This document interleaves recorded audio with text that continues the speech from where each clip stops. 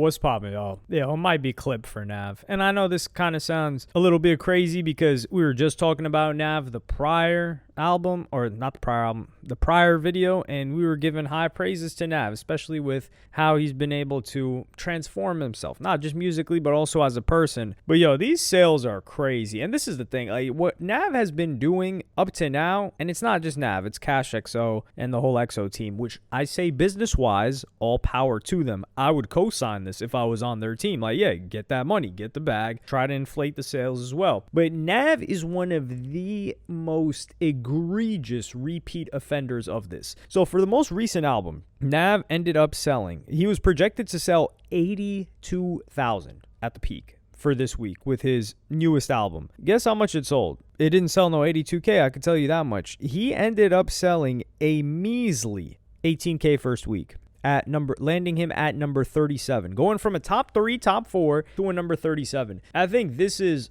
a perfect encapsulation for the fans who don't really look into too much detail when it comes to these kind of things, especially fans on Instagram and Twitter. I would say Twitter, actually, they probably look into it a bit more because it's a text-based platform, but a lot of people on my Instagram, they were surprised. They're like, yo, wasn't this supposed to be 82K? I know the YouTube audience, they know a little bit more because they'll listen to the content and we give explanations damn near every time. But the reason for this was a lot of these projections were different versions of albums, bundles, whatever you want to call it. Like if you take a look at Beats by Nav on Twitter, which is his Twitter, he was selling different digital versions with other alternate covers. He was selling like one version that had an extra song on it that wasn't ever going to be on digital streaming platforms. And like I said, this is great for business. Like you should be doing this. Maximize the amount of revenue you can get off of this album.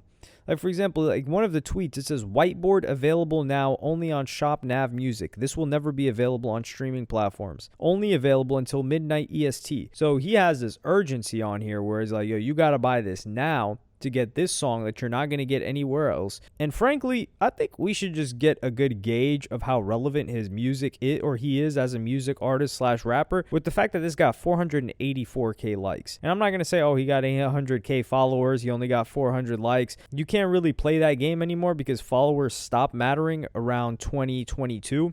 I'm not going to get into that whole ordeal. This isn't a channel about explaining how social media works. But the fact that he got 484 clearly means that people right now aren't too excited about what he's dropping. And the same thing with the Back to Business music video. He's got 425. I mean, yo, we got underground rappers that's doing more numbers than that. Netspend and Osama Sun are doing more numbers than that on Twitter when they're dropping a music video, especially with the clip on the Twitter page. Regardless. So the majority of those sales were going to come from that 50,000 or so that would have set, or 60,000 damn near, that would have set him in the top 3. We're going to, and outselling Dirk, he was projected, we're going to come from these sales. Like, oh, this digital, this specific album, and Billboard just said, F all that, we're taking all that, snatching it. So now you get to see, like, basically the guy just got uncovered. He took off his makeup, if you want to call him like one of those chicks that puts on a lot of makeup, and everyone gets to see the truth. And this is not even the truth, because I was talking to Bob Lamb the other day. He was like, yo, this guy's doing net spend numbers now. And I was like, no way. But net spend did about 10K first week with his first project,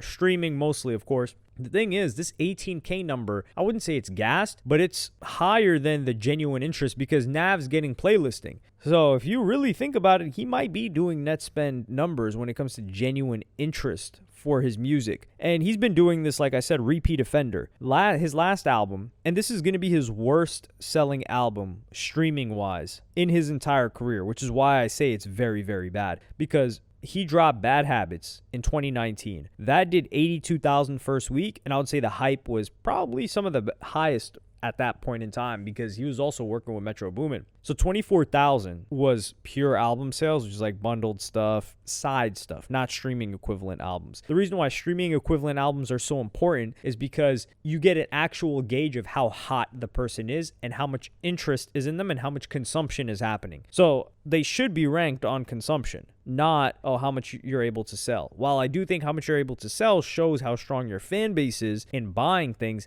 it's Billboard should be for consumption. It should be who's the hottest. That's the intention of Billboard. So Bad Habits did 82K full on first week. Streaming was about 58,000 units first week, which is solid, right? Like 58,000. I mean, he was never the highest selling artist, but that's way more than he just did now. And then Good Intentions, which was one of the most criminal, successful attempt at bundling, where he did 73,000 pure album sales. I think this was when he outsold Kalani, I believe it was, and he did 135K first week. And Nav stands were gassing it. They were like, yo, Nav, he's him. He's doing over 100K. Yeah, well, they were a young boy. I think it was V-Loan merch or something like that they were selling with this product. I'm pretty sure it was V-Loan. Yeah, and him and Academics were beefing like crazy at the time. So Ak was coming at him talking about like, yo, this guy's just selling V-Loan t-shirts. But the streaming equivalent was about 62K. So that's more sales than Bad Habits. And then you got Emergency Tsunami, which did 42K fully first week, and then 35K streaming equivalent. And then you had Demons Protected by Angels in 2022, which did 26,000 units first week overall. Pure album sales, I should say. Overall, it did 67,000. So it was about 41,000 that came from streaming. And then 3 years almost, he took a break, and he comes back with his worst performance ever commercially, where he does 18K. And Nav is one of those people where I'd really like to get an understanding of where the money comes in, for God's sakes. Because, like, yeah, his music is streaming. He's signed to a deal. EXO is kind of family when you really think about it. OVO and EXO are family. The thing is, EXO treats their artists like family too. Like, obviously, Nav signed to EXO, Weeknd signed to EXO, there's Cash, there's Sal. They're all rolling together. But OVO, it's just the staff and the OGs that are treated like family. Whoever gets signed there gets either shelved or just treated like a factory worker or tossed to the side eventually. Somebody that works for Drake. Although PND did get some good success. I'm so happy Nokia is doing well. I just love to see PND succeed. But with Nav, I mean, his shows don't go that crazy. He's been surviving off not headlining, for opening up for weekend tours, which he did, I think, last time. His own tour did okay, but Nav is, if we're keeping it a buck, people talk about him and the way that his team rides for him, and man, Cash is a demon in a good way, because you would think, what, Nav's a B tier, C tier artist? Yo, these numbers are D tier artists. These are DDG numbers. Like, DDG was putting up 14, 15K streaming. So what are we doing here? DaBaby's putting up more numbers than this, but you would probably think, okay, Nav's hotter than DaBaby. No. And this is his worst performance of all time after the somewhat quote-unquote anticipation for 2+ years. I think this just goes to show that not a lot of people are interested in Nav, or the interest and hype for Nav was largely inflated throughout this period of time because of the fact that he was able to get certain collaborations that people just found astounding. Like him doing projects with Metro Boomin, we were all wondering at the time, why the hell is Metro working with this guy? And I think it may be because people really respect Nav's production. And keep in mind, I still haven't listened to this album, so I will give my opinion on that probably on Instagram. I think I'll probably talk about it, or Twitter, and I may make a short video, because what am I going to talk about? If I like an album, I'm going to talk about it for 10 minutes. How do I even do that? I'm not some music reviewer. Now, if I really don't like the album, how do I talk about it for 10 minutes too? So, yeah, I'll give my thoughts on it soon. I think it's only fair that I check it out. I do think it's an authentic rollout for Nav, especially like going back to Rexdale, which is his original home. But they got to shake something up. Like, this should be a reality check for Nav that you are not hot right now. And this is an opportunity to heat up, but it doesn't look too hot when you tried to. And I think this was their attempt, where it's like, yo, Nav doing 80-something K first week. He's outselling Dirk. He's in the top 3. He's outselling Cardi. I think they were probably going to like run some promotions on that, which would have been great press and get people hyped and checking out Nav again. But this is the exact opposite. So I don't know how they're going to bounce back from this. Do I think Nav will be fine? I don't know. I don't know if people are really anticipating anything. Like, it's bad. Because the numbers they paint the picture. I showed you guys album by album. But let me know what you guys think in the comments. Are you glad that Billboard is like laying down the law, dropping the hammer on people like Nav? I am a fan of it. I am supporting it. I am in full support of Billboard. I'm also in full support of them selling this stuff, because they're making a lot of money. Because think about it.